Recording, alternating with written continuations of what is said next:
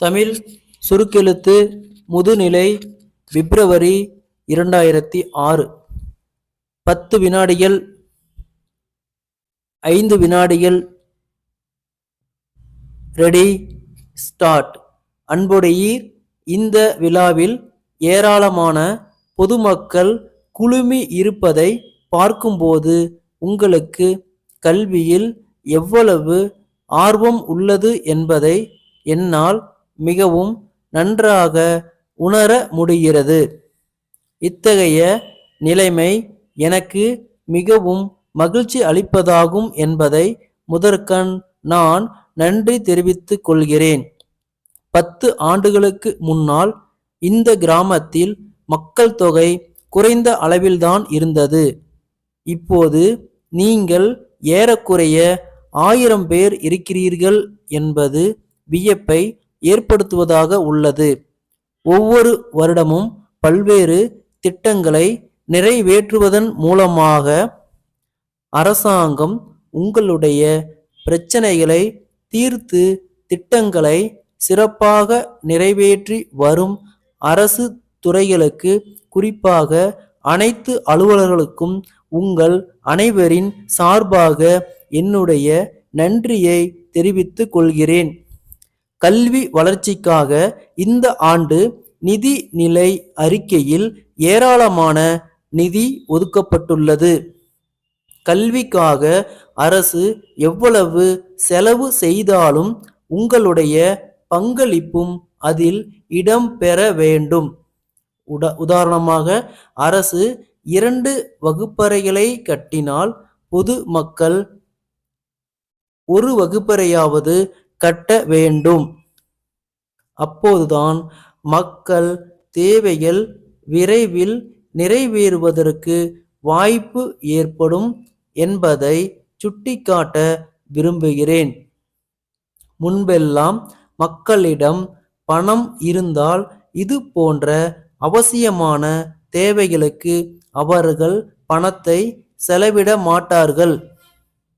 அந்த நிலை இப்போது மாறி வருகிறது என்பதை நீங்கள் அனைவரும் நன்றாக அறிவீர்கள். இப்படிப்பட்ட பள்ளி கூடங்களை கட்ட வேண்டுமென்ற நல்ல சிந்தனை மக்களிடம் வளர்ந்து உள்ளது பாராட்டத்தக்கது ஆகும். குழந்தைகளை பள்ளிக்கு அனுப்பிவிட்டால் மட்டும் போதும் என்று நினைத்துவிடக் கூடாது. கல்விக்காக அரசு வருமானத்தில் 40% அளவுக்கு செலவிடப்படுகிறது. ஆகவே பெற்றோர்களும் பொதுமக்களும் பள்ளிக்கூடங்களுக்கு உதவி செய்ய ஆர்வத்துடன் முழு ஈடுபாட்டுடன் முன்வர வேண்டும் என்று இந்த சந்தர்ப்பத்தில் நான் கேட்டுக்கொள்கிறேன். பள்ளிகளில் பயிலும் மாணவ மாணவியர் ஆரோக்கியமாக இருக்க வேண்டியது மிக மிக அவசியமானதாகும். இதற்கு தேவையான நடவடிக்கைகளை அதிகாரிகள் எடுக்க வேண்டும். ஆண்டுக்கு 1 முறையாவது அரசு மருத்துவர்களை பள்ளிக்கு அழைத்து வந்து மருத்துவ பரிசோதனைகளை செய்து முறையான சிகிச்சை அளிக்க வேண்டும். அப்போதுதான் குழந்தைகள் ஆரோக்கியமாக வளர வாய்ப்பு ஏற்படும். மனித நேயம் வளரும் வகையில் குழந்தைகளை ஆசிரியர்கள் உருவாக்க வேண்டும். இது ஆசிரியர்களுடைய இன்றியமையாத கடமையாகும் என்பதை வலியுறுத்த விரும்புகிறேன். தமிழ்நாடு முழுவதும் பரவலாக நல்ல முறையில் கல்வி வளர்ச்சி ஏற்பட்டு வருகிறது. ஒவ்வொரு ஆண்டும் அரசானது புதிய தொடக்க பள்ளிகளை அதிக அளவில் ஏற்படுத்தி வருகிறது. இதன் மூலம் ஒரு கட்டத்தில் பள்ளிகள் இல்லாத கிராமமே இல்லை என்ற நிலை உருவாகி விடும். இதனால் பாடுபடும் பாட்டாளிகள் மற்றும் ஏழைகளின் குழந்தைகளும் கல்வி கற்கும் நிலையும் ஏற்படும் என்பதை தெரிவித்து அமர்கிறேன். கடலூர் மாவட்ட ஆட்சித்தலைவர் திரு ராமசாமி சென்னை மக்கள் நல்வாழ்வுத்துறை செயலாளருக்கு எழுதிய கடிதம்.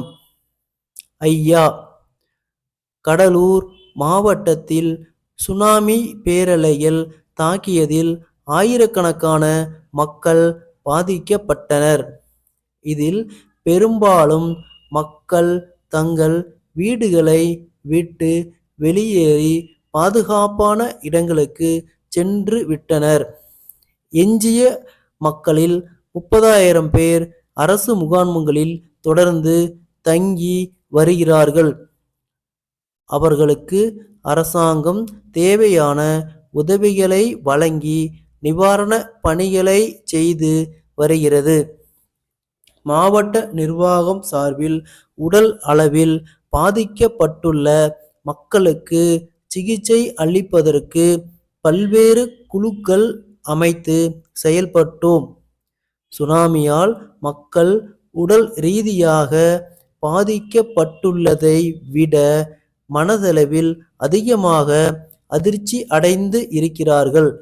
தங்கள் குடும்பத்தினர் மற்றும் உறவினர்கள் இறந்ததை நேரில் பார்த்ததால் அவர்களுக்கு இந்த நிலை உருவாகி உள்ளது. எனவே அரசாங்கம் மக்களுக்கு உதவிடும் வகையில் திறமையான மருத்துவர்கள் மற்றும் உளவியல் வல்லுநர்களை அதிகமான எண்ணிக்கையில் கடலூர் மாவட்டத்திற்கு உடனடியாக அனுப்பி வைக்க வேண்டும் என்று கேட்டுக்கொள்கிறேன்.